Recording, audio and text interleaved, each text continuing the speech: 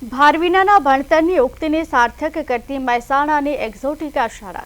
મહેસાણા જિલ્લામાં બાળકોના આરોગ્યને ધ્યાનમાં રાખી એક્ઝોટિકા શાળાની અનોખી પહેલ સામે આવી છે। ભારવીનાનું ભણતર હવે હકીકત બન્યું છે। શાળાએ વિદ્યાર્થીઓને ભાર ઘટાડવા તેમને ઇનોવેટિવ બેગ બનાવી વિનામૂલ્યે આપે છે। ત્યારે મહેસાણાની એક્ઝોટિકા શાળાની નવતર પહેલ સામે આવી। દફતરનું વજન ઓછું કરવા માટે થઈને ઘણા બધા કાગળ ઉપર બધું હતું, પણ પ્રયત્નો થઈ રહ્યા નતા એ લેવલના।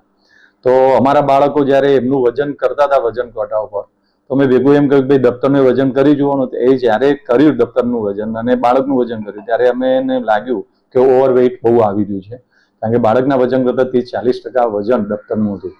અને એ વજન જો બાળક રેગ્યુલર ઉપાડીને આવે એને 12મું પૂરું કરે ત્યાં સુધી, તો લોબા ટાઈમની પ્રક્રિયા એવી થઈ જાય કે એના સર્વાઇકલના પ્રશ્નો થાય, પછી કરોડરજ્જુના પ્રશ્નો થાય, કમર દુખે, બાળક થાકી જતું હતું, લૂઝ થઈ જતું હતું, રજા લેવા આવી જતું હતું, મને આજ પગ દુખે છે, આ છે।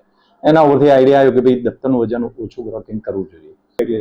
અત્યારે અમે એકદમ હલકી બેગ લઈને આવીએ છીએ, જેનાથી અમારે પહેલા કમરમાં અને ખભાના ભાગે દુખાવો થતો હતો, અત્યારે તે બિલકુલ નથી થતું। બંને બાજુ વજન સરખું ડિવાઈડ થઈ જાય છે।